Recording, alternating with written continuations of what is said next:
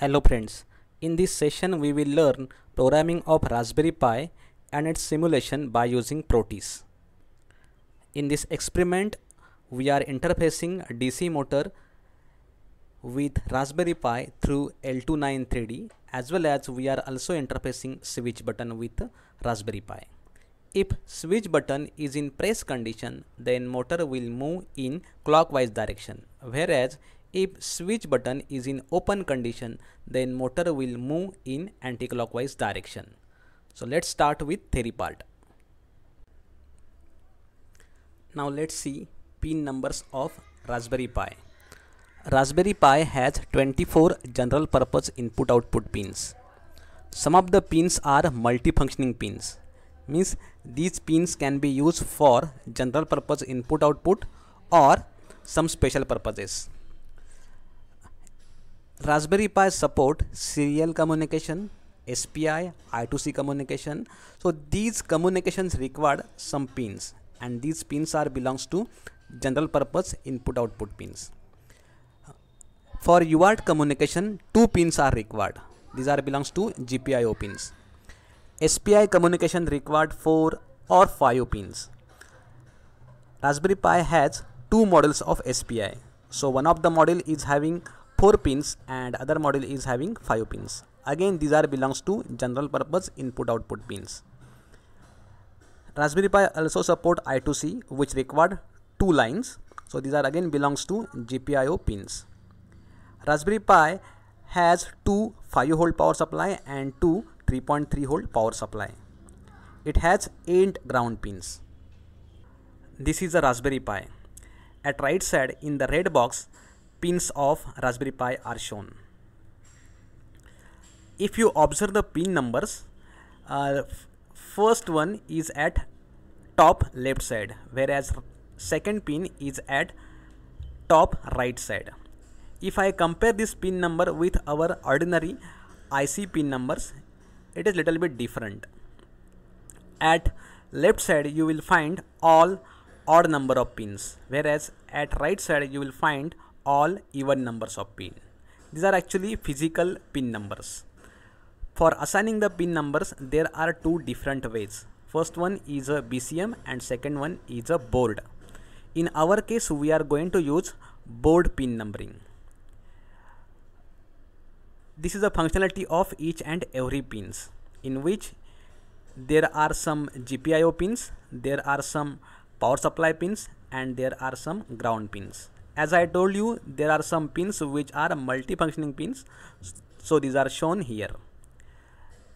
Physical pin number 3rd and 5th are for I2C communication. Physical pin number 19, 21, 23, 35, 40, 38, 36, 26, 24, these are belongs to SPI communication.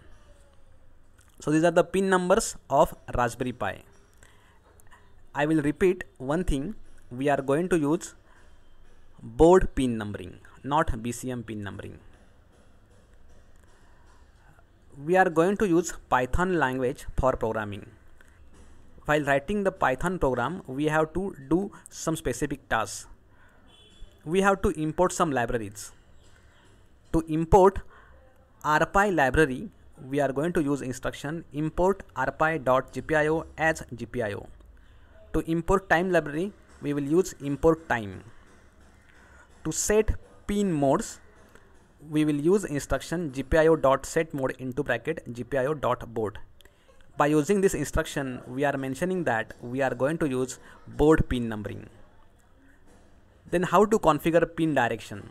That means suppose I want to set particular pin as an output pin, then we have to use instruction gpio.setup into bracket pin number comma gpio.out. Suppose we want to set particular pin as an input pin, then we have to use instruction gpio.setup into bracket pin number comma gpio.in. Suppose we want to enable pull up or pull down register, then this facility is available in Raspberry Pi. Let's say I want to enable pull up register, then I have to write instruction gpio.setup into bracket pin number comma gpio.in comma pull underscore up underscore down is equal to gpio.pod underscore up. Suppose any pin is acting as an input pin, then I have to monitor the status of that particular pin. For that purpose, I have to use instruction gpio.input into bracket pin number is equal to gpio.low. By using this instruction, we can monitor the status of that particular pin. Now let's say programming. First we will see how we should draw the flowchart. As I told you, my task is, if button is in press condition, I have to rotate the motor in clockwise direction. If button is in release condition, I have to rotate the motor in anti-clockwise direction. So first of all, I have to import the library of GPIO. For that purpose, I have to write instruction import rpy.gpio as GPIO and import time. After that, I have to set modes of pin numbers. So I have to use instruction gpio.setMode into bracket gpio.board, and in next line gpio set warnings into bracket false. By using this line, we can disable all warnings which are coming due to using pin number multiple times in program. Then define pins and configure data direction. For that purpose, we are going to give some names to that particular pin. Let's say pin number 12 is button. Let's say pin number 7 and 11s are having name DC underscore motor underscore A and DC underscore motor underscore B. To decide the data direction, we are using gpio.setup into bracket DC underscore motor underscore A, comma gpio.out. Means what? Pin number 7 will be used as a output pin. Next, gpio.setup into bracket DC underscore motor underscore B, comma gpio.out. Means pin number 11 will be used as a output pin, and button pin will be used as a input pin along with pull up register. So line is written gpio.setup into bracket button, comma gpio.in, pull underscore up underscore down is equal to gpio.pod underscore up. Then we have to monitor the status of button pin. So for that purpose, we are using while syntax, and then if gpio.input into bracket button is equal to gpio.low. Keep in mind, after while statement there is a need of colon, as well as if we are using conditional statement if, at that time also we have to use colon. Then check whether button is pressed or not pressed. Depending upon that, we have to rotate the motor in clockwise direction or anti-clockwise direction. So for that purpose, program is written. So this program we are going to use in our Raspberry Pi. So now we will start with proteus. To start with proteus, first of all, I will create a folder in one of the drive to store my project. I have created the folder in E drive with a name DC underscore motor. Now I will open proteus.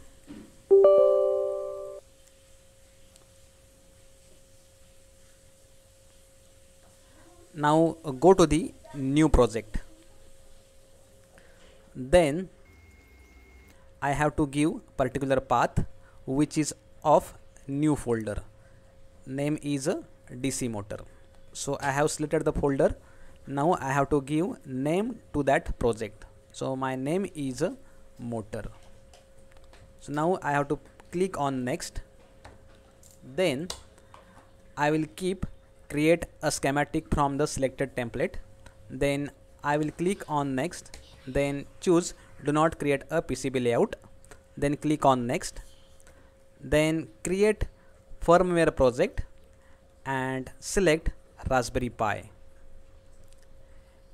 After that, it will automatically select Python 3. So keep it as it is and click on next. Then click on finish.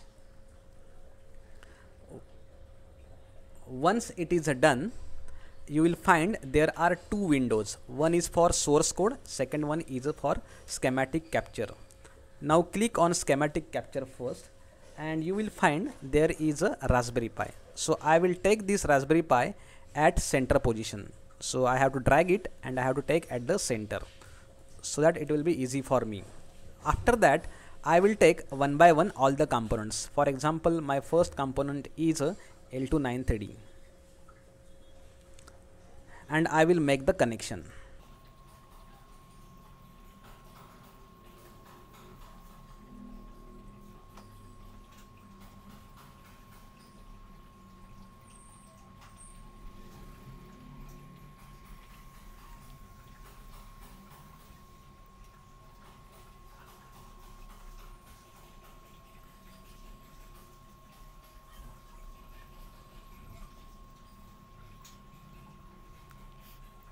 Now we are going to interface in one pin with pin number 7 of Raspberry Pi, and in 2 pin of L293 with pin number 11 of Raspberry Pi. So for that, I have to click on default and click here and short circuit the pins. As I want to interface pin number 2 of L293 with pin number 7 of Raspberry Pi, the name of pin number 7 is GPIO4. So same name I have to give here. So GPIO4 means these two pins are now virtually short circuited. Similar way, I have to interface pin number 7 of L293 with pin number 11 of Raspberry Pi. So pin number 11 is having name GPIO17. The same name I have to give here, GPIO17, to pin number 7 of L293. So in this way, these two pins are virtually short circuited. Now I have to take a button.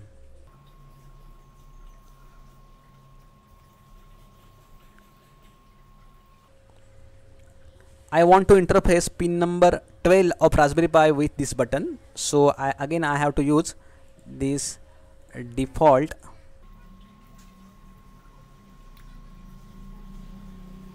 So double click on it and give name GPIO18. So GPIO18, that means pin number 12 of Raspberry Pi is now virtually connected with the button. And already we have enabled pull-up register.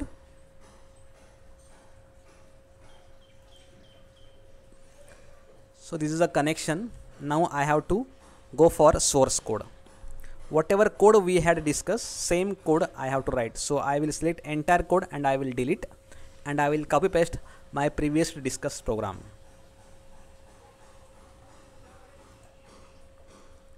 And I will paste my previous discussed code.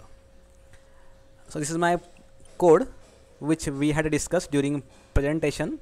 So now I will save it and I will go into the schematic capture and I will run this simulation. Once I run the simulation, as there is no any error, my circuit is running. As button is in open condition, my motor is moving in anti-clockwise direction. If I press this button, my motor will move in anti-clockwise direction.